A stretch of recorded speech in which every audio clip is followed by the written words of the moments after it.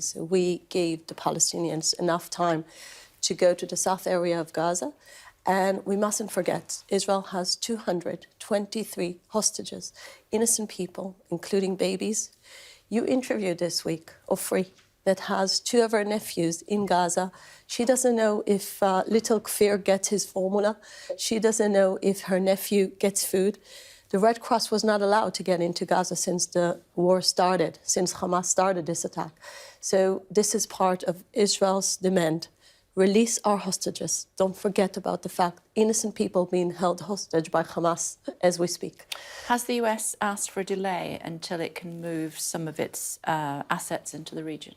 I think there is a very close coordination with the US administration, but Israel does everything to make sure that we clarify this war is about dismantling Hamas capabilities. And a war, it's a long process, as you know. This is not just, one day and it's over. So the attack was brutal. 1,400 Israelis were butchered and slaughtered. And this is our time to make sure Hamas won't exist on our border. So this is going to be complicated. And just one more thing. One of the complexities is the fact that Hamas used all the humanitarian aid that walked into Gaza in the last few years to build this underground tunnel city. Every tunnel cost $3 million. Altogether, Israel exposed over 30 tunnels. We're talking about $100 million could have been supplied to humanitarian aid to the Gaza people. But no, Hamas created this war machine, this horrific underground metro. Okay. And this is what he's using and abusing the international support. So just to clarify, you are waiting until the USS Dwight Eisenhower and other assets arrive in the region, because that's what the Americans First of all, to do. Last night we had Israeli troops and tanks getting into Gaza. It was an incursion. Was that the start of the ground war? As I'm saying, the war has a clear goal to dismantle Hamas capabilities, and we will make sure to keep our hostages safe as much as we want to make sure that we minimize civilian casualties. Okay. The UN Secretary-General has clarified his comments. Are you content with his clarification, or do you still want him to step down? I would say the world number one diplomat should have known better when he said what he said. So even though he clarified, I must say that he forgot what the UN stands for. The UN was established after the Second World War, after the atrocities of the Holocaust. That was the main aim of this building in New York, to make sure those atrocities won't be repeated. When you have such a clear case of evil and good, when you have such a clear case of democracy fighting against those evil terrorists, he should have known better. Saying it was created not in a vacuum, has a blame in it, has the very sick idea that babies that were killed, people that were beheaded, they're blamed for those atrocities that Hamas committed. So it's like blaming the Jews for the Nazis' atrocities. This is why I think he should have apologized and he should have clarified his words, because words in diplomacy, as I know as a diplomat myself, has really serious consequences. Madam Ambassador, he did clarify. When he spoke, he had a short news conference yesterday after the words the night before, and he said, "I spoke of the grievances of the Palestinian people, and in doing so, I also clearly stated, and I quote, but the grievances of the Palestinian people cannot justify the appalling attacks by Hamas." It's not good enough. I think that... You're still calling for his resignation? I think the most important thing, he needs to know that during a war, the UN has a role.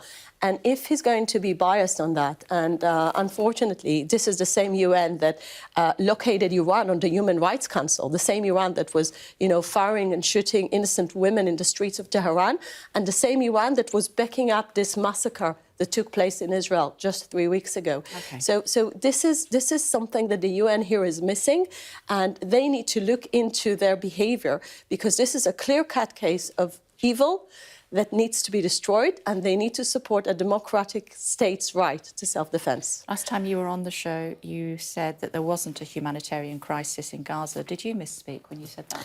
So I made clarification of my own words, and it's Hamas should be blamed for anything that happens in Gaza. But Israel, is there a humanitarian crisis in Gaza? As Oliver Dowden said, there is a serious condition in Gaza. Does that amount to a humanitarian crisis? No. if I would say there is humanitarian crisis, I blame Hamas for it, because Israel allows medicine, food, water into the Gaza Strip.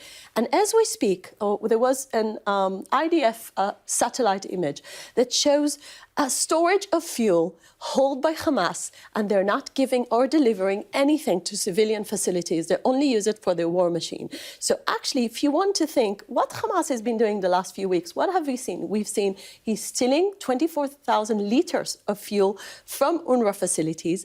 He's abusing every international support to use it for his own war aims. And he doesn't care, and he couldn't care less about the population in Gaza. And he's using the people in Gaza as human shields. And this is why I would like the world to join me and to say every civilian loss in Gaza, Hamas should be blamed for it. And if you have questions about humanitarian crisis, please ask Hamas. Whoever's to blame doesn't mean that it isn't a humanitarian crisis. But who needs to be blamed, Kay? That's the biggest question. I'm not asking who's to blame. I'm asking you whether it's a humanitarian crisis. You should, because the thing is, you need to know how to solve it. When I speak to Hamas, when I speak to your opposite numbers, then I put those questions firmly to them as well. Oxfam's saying when Hamas need to be blamed, when Hamas will be removed, the Gaza Strip future will be better. Oxfam says Israel is using starvation as a weapon of war. This is absolutely ridiculous. The people of Gaza get supplies from the international community. We have no interest in hurting innocent people. Our only target is Hamas facilities. Excuse me? You are bombing them. Oh, really? So let me tell you something. The Royal Air Force in 1945 was trying to bomb a Gestapo headquarters, and he ended up bombing 86 innocent then children in 1945. Was the Royal Air Force in charge of killing innocent children? De facto, yes, but their aim was the Gestapo. You accept that you are bombing innocent people? What I'm trying to say, we're not bombing civilians. We are bombing military targets. According to the Geneva Convention, we have absolutely right to do that. When those terrorists are embedded into civilians, unfortunately, they are turning civilian facilities into military targets. And what I'm trying to say, if the Royal Air Force in 1945 was targeting the Gestapo headquarters, and he ended up killing innocent children, it wasn't the aim of the Royal Air Force to kill these innocent children, but this is part of a war. And we need to remember, Hamas was targeting our children, but we're not targeting any civilians. We're targeting only military targets. Earlier on in the week, we covered a news conference from the Israeli Defense Force, and a former top Israeli commander, Major General Mikey Edelstein, you may know him, spoke at the news conference. And he says that there was evidence with the Hamas massacre on the 7th of October. That's what we're calling it. That's what it was, a massacre. There was evidence of Iranian involvement. It's true. Tell me. So, as you know, Iran, first of all, 90% of Hamas budget is coming from Iranian sources. So they're fueling the Hamas machine.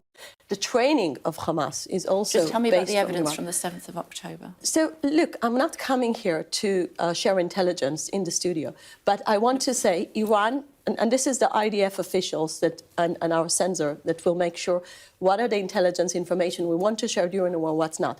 But it's clear that Iran is proud of the fact that Hamas committed those crimes.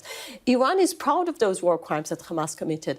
Iran is praising these people for committing those atrocities. So what's the question? What was left to ask? So you say there is evidence that they were directly involved, but you just can't tell me what it is. Yes, and Tehran was backing up this military operation, and Tehran is backing up Hamas as its proxy by sponsoring the organization. Madam Ambassador, it's always a pleasure to talk to you. Thank you very much indeed for taking the time. Thank you.